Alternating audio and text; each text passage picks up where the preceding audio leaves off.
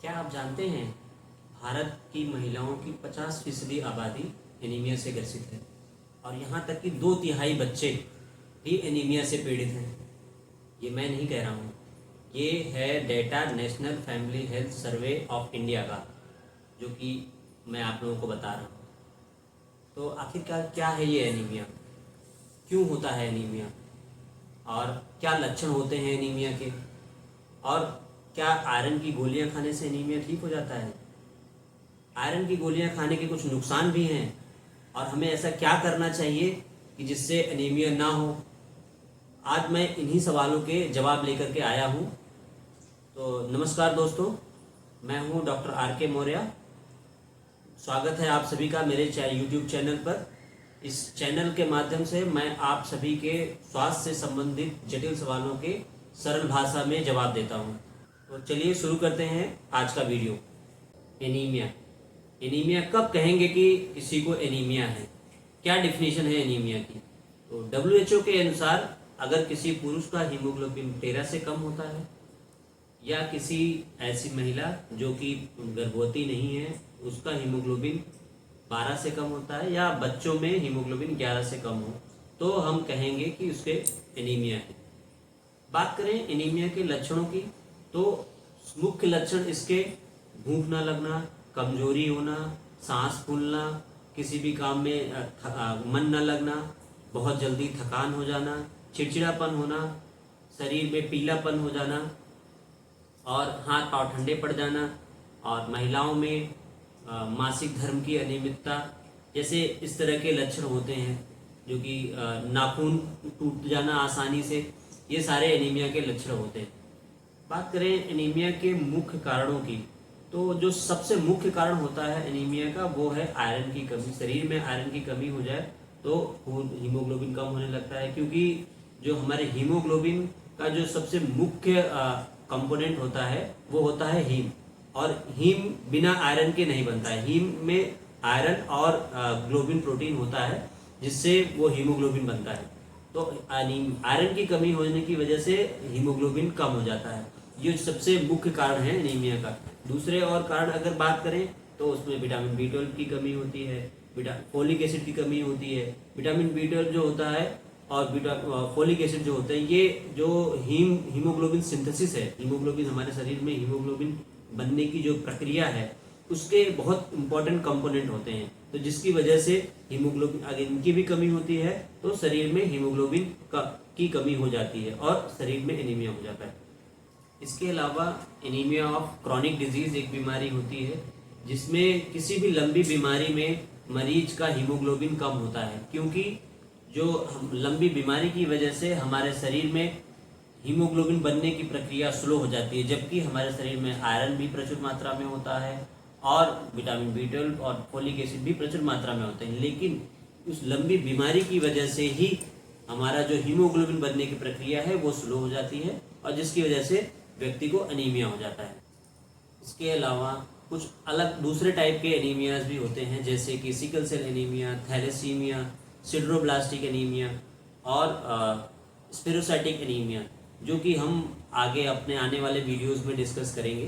तो हमें क्या करना चाहिए कि हमें खून की कमी ना होने पाए, एनीमिया आयरन की कमी ना होने पाए शरीर में। कौन से ऐसे हमारे फूड आइटम्स हैं जिसमें आयरन प्रचुर मात्रा में पाया जाता है कि हम उनका सेवन करें और शरीर में आयरन की कमी ना हो। तो उसमें सबसे इम्पोर्टेंट है हरी पत्तेदार सब्जियां, जैसे कि पालक हो गया, मेथी हो गया, या और उसके अलावा जो होल ग्रेन्स होते हैं जैसे कि सोयाबीन हो गया, काला चना हो गया, इस तरह के जो भी जितने भी सोयाबीन, जो भी इस तरह के होल ग्रेन्स हैं, इन सब में जो वेजिटेरियन हैं उनके लिए बहुत प्रचुर मात्रा में आयरन पाया जाता है। उसके अलावा जो देसी गुड़ होता है वो भी आयरन का बहुत अच्छा सोर्स है। और नॉन वेजिटेरियंस के लिए, जो भी non vegetarians specially red meat हो गया, चिकन हो गया, मटन हो गया और अंडा भी बहुत अच्छा सोर्स आयरन का माना जाता है। तो इन सब चीज़ों का सेवन करके हम आयरन डिफिशियंसी से बच सकते हैं। जो आयरन डिफिशियंसी एनीमिया है, अगर इन सब का हम रेगुलर सेवन करते हैं तो हमें आयरन डिफिशियंसी एनीमिया नहीं होगी। तो क्या आयरन की गोली लेने से एनीमिया ठीक हो जाता है? तो इसी सवाल का जवाब देंगे कि आयरन, मैं जैसा कि मैंने बताया कि सारे एनीमिया आयरन की कमी से नहीं होते हैं। तो आप बिना सोचे समझे मार्केट से जा कर के आयरन की गोलियां लेकर के खाना बिल्कुल भी सही नहीं है। तो यदि आप खान पान से और हरी पत्तेदार सब्जियां, मीट, ये सब खाने से आपका हीमोग्लोबिन नहीं बढ़ रहा है, तो मेरी सजेशन यही है कि आप नज़दीकी डॉक्टर को जाकर के दिखाएं और प्रॉपर अपना चेकअप कराएं कि वास्तव में एनीमिया आपको क्यों हो रहा है। सिर्फ आयरन की गोली मार्केट से या मेडिकल स्टोर से आप आयरन की गोली लेकर खाने से उसके नुकसान भी हो सकते हैं। जैसा कि मैंने बताया कि सारे एनीमियाज में आयरन की कमी नहीं होती। तो जो एनीमिया, कुछ ऐसे भी एनीमियाज होते हैं जैसे कि मैंने बताया सिडरोब्लास्टिक एनीमिया, स्पेरोसाइटिक एनीमिया और थैलेसीमिया, इन सब में शरीर में ऑलरेडी आयरन की अधिकता होती है। तो ऐसे में अगर यदि आप आयरन की गोलियां खाते हैं तो आपके शरीर में आयरन और बढ़ता ही जाएगा। और मैं आपको बता देना चाहता हूँ कि हमारे शरीर में आयरन के इनटेक के लिए तो हम जो भी खाना पीना खाते हैं, अपने भोजन लेते हैं, उससे आयरन हमारे शरीर में एब्जॉर्ब होता है। लेकिन आयरन के एक्सक्रीशन के लिए यानी उत्सर्जन के लिए शरीर से कोई भी मैकेनिज्म नहीं है। तो जो भी हम एक्स्ट्रा आयरन लेंगे वो हमारे शरीर में इकट्ठा होता जाएगा और एक लिमिट के बाद जब वो आयरन बहुत अधिक हो जाएगा तो हमारे शरीर के अंगों को डैमेज करने लगेगा। तो जिसमें हम मुख्यतः अगर बात करें तो हमारे शरीर में सबसे पहले वो लीवर को डैमेज करता है और पैंक्रियाज को डैमेज करता है। लीवर डैमेज होता है तो आपको लीवर की बीमारियां हो सकती हैं, हाजमा गड़बड़ हो सकता है।